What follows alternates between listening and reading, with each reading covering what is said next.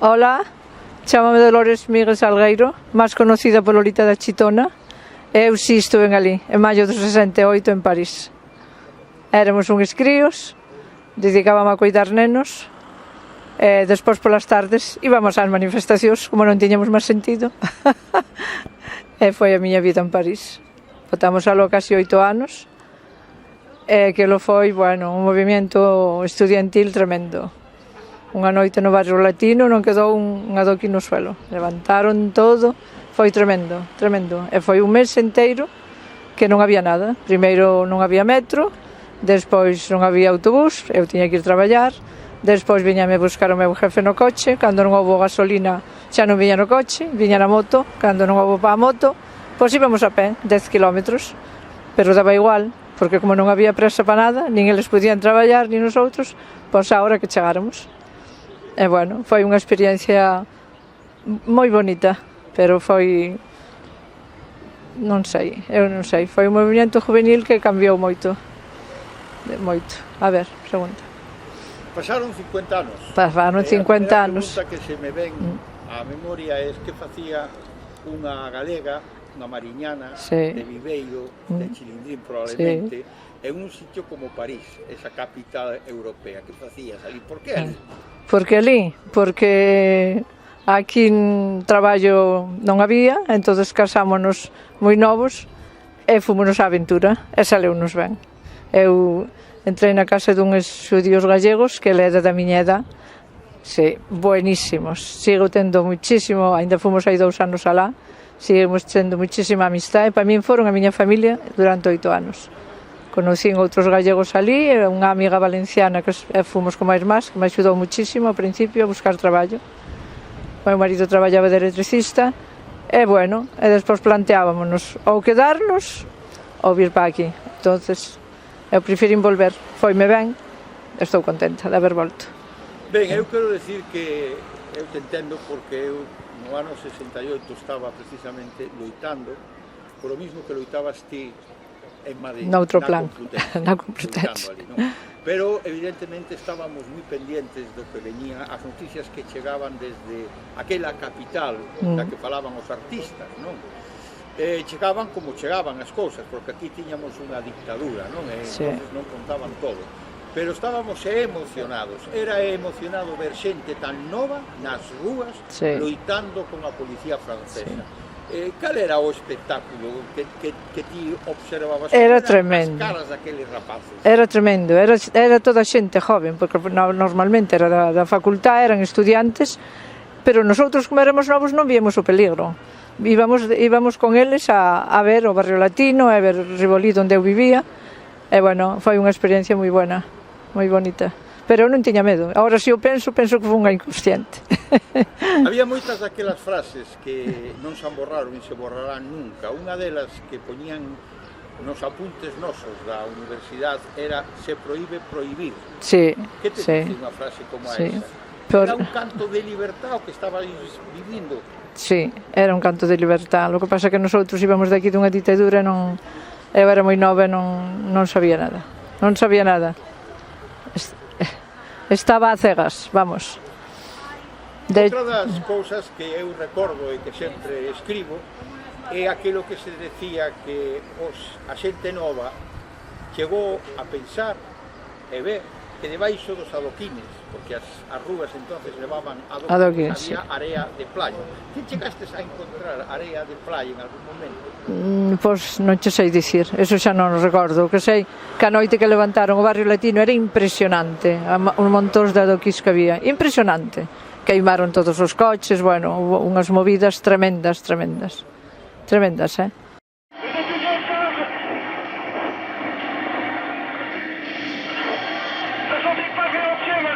O que non hai ninguna dúbida é que supuso un cambio. Sí, generacional. Sí. En Francia gobernaba el general de Gaulle. Estaba de Gaulle. En Portugal estaba. gobernaba Salazar. En España otro general. Sí. América Latina chea de generales e, como dicen en América Latina, os milicos.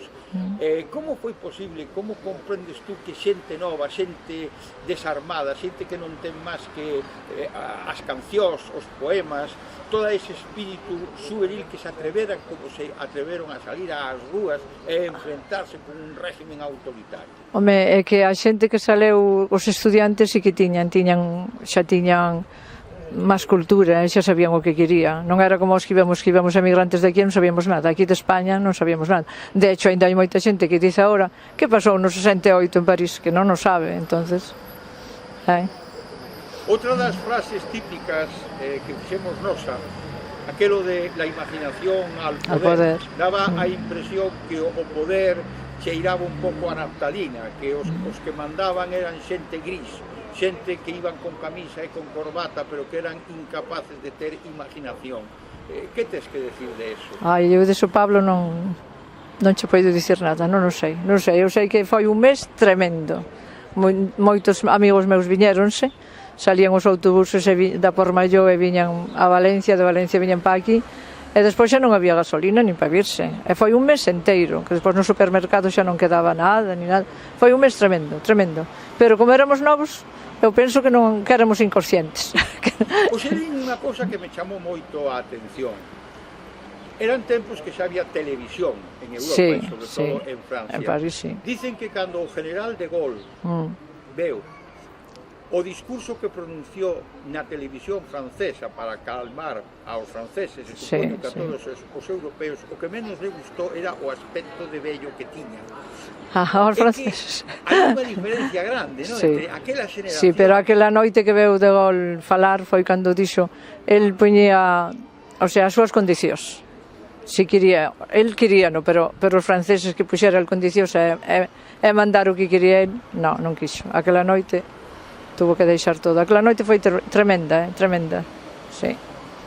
Aparte de eso, de a loita, a revolución, que viches en París que te impresionara máis?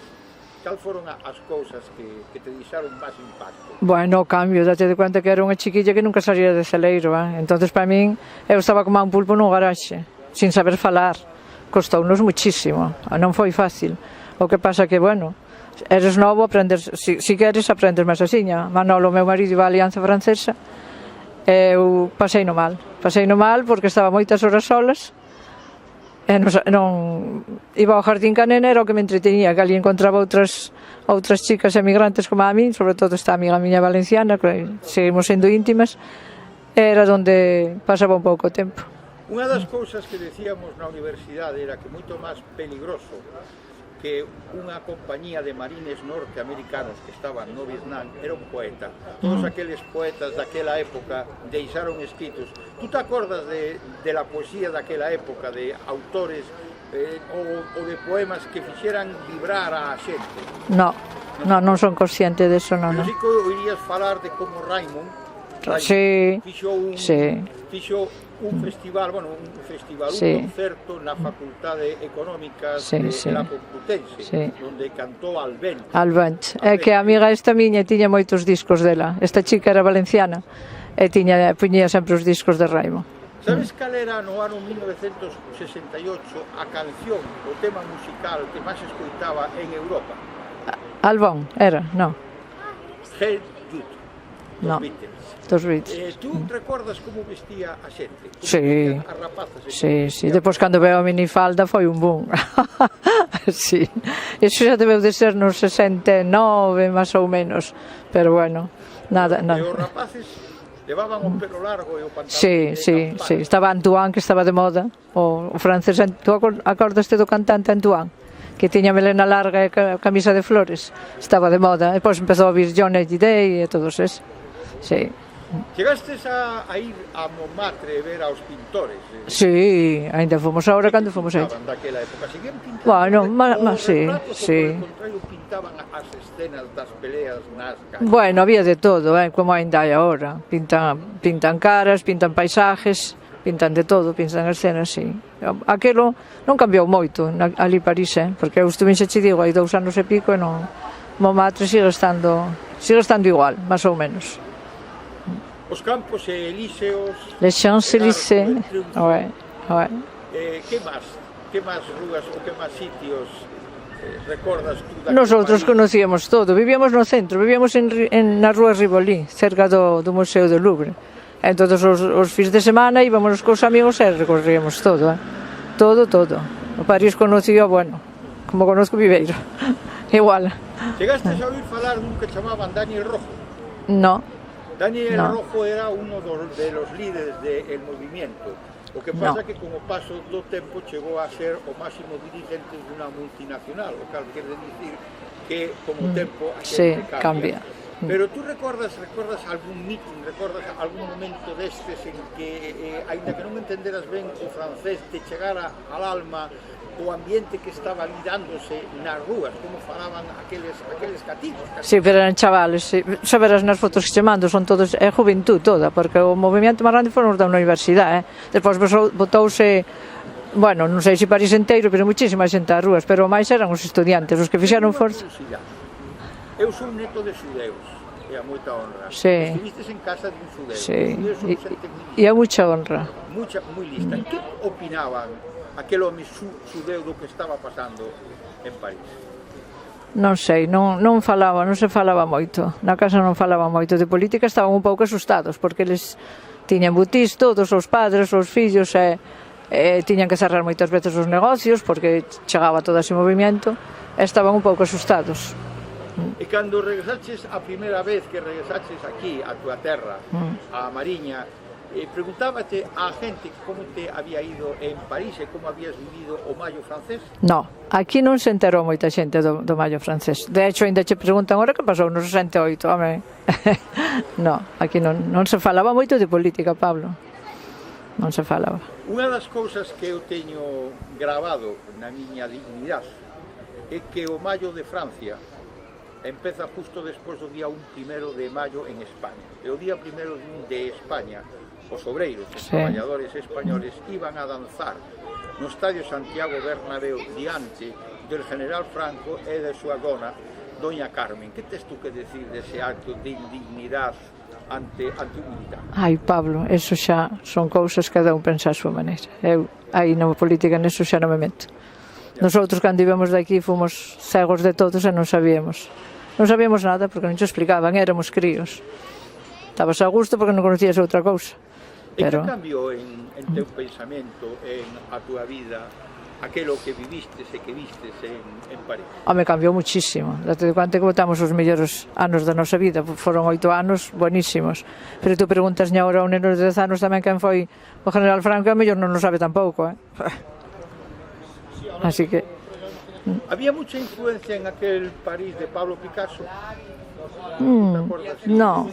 Entre a xente latina, a xente do barrio latino falaban... No, eu nunca me sentí mal, de verdad, nunca me sentí mal. Encontrei amigos buenísimos, os meus jefes eran buenísimos, bueno, viñémonos por min, que Manolo hubiérase quedado, estaba encantado da vida.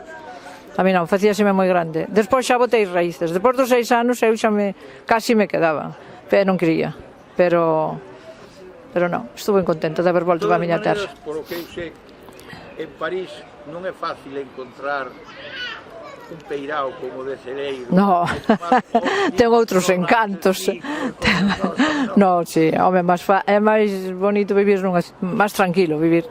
Ainda vou agora a Coruña, que está a un paso, e ainda me parece que me agobio, e dice o meu fillo, mamá, non digas que viviste en París. Se o neno tiña 20 anos, e 20 e pico, e ahora xa teño 70 algo. Te impresionou el Louvre?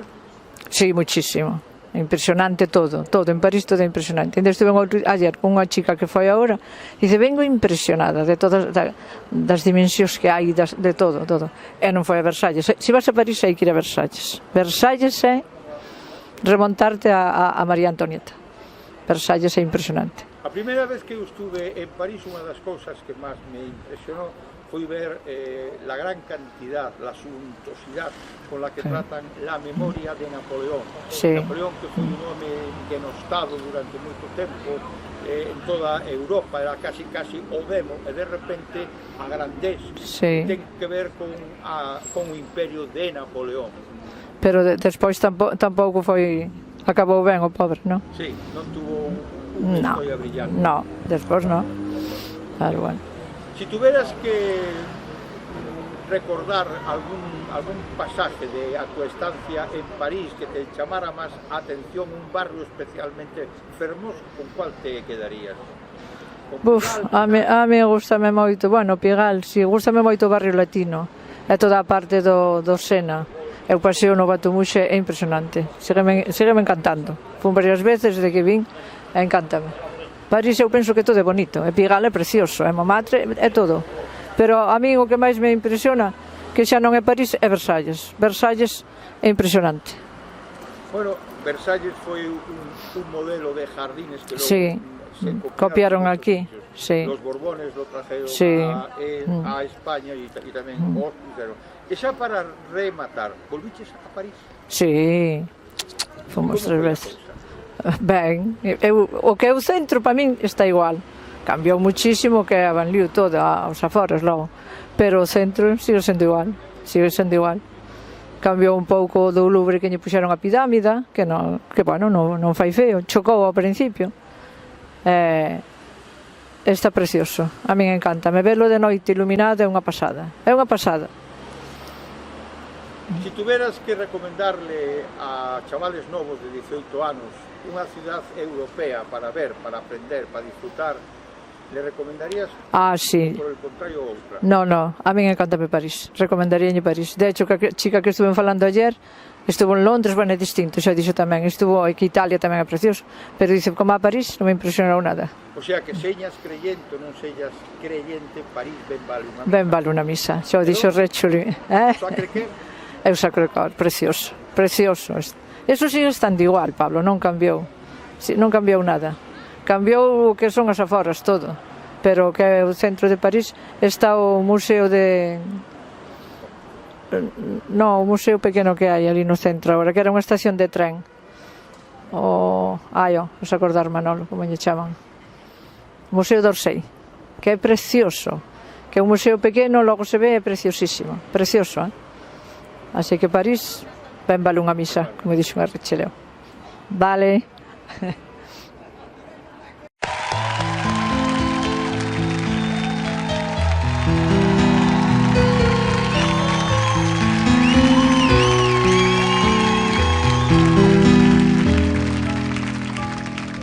Je vous parle d'un temps que les moins de 20 ans ne peuvent pas connaître. Montmartre en ce temps-là accrochait ses lilas jusque sous nos fenêtres. Et si l'humble garni qui nous servait de nid ne payait pas de mine, c'est là qu'on s'est connus, moi qui criais famine et toi qui posais nu. La bohème,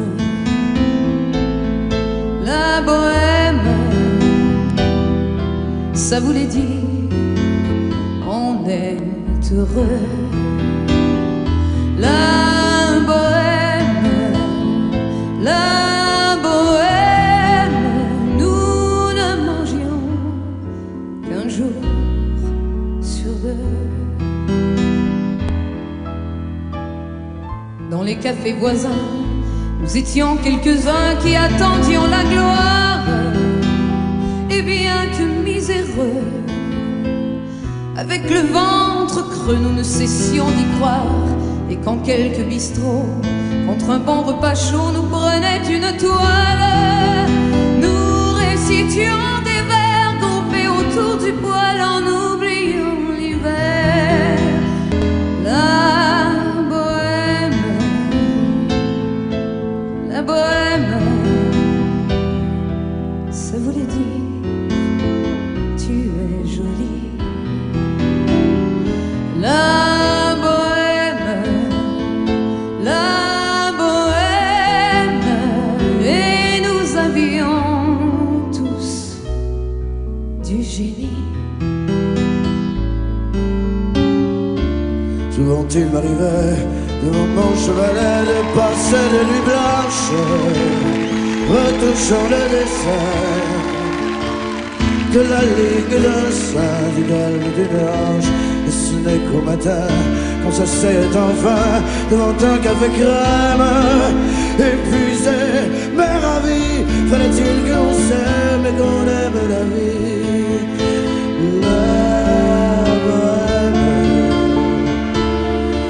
La bohème, ça voulait dire on avait temps. La bohème, et nous vivions de l'air du temps. Quand au hasard des jours, je m'en vais faire un tour à mon ancienne adresse, je ne reconnais plus ni les murs, ni les rues qui ont vu ma jeunesse. Du haut de l'escalier, je cherche l'atelier où plus rien ne subsiste. Dans son nouveau décor, Montmartre semble triste et les lilas sont morts. La bohème,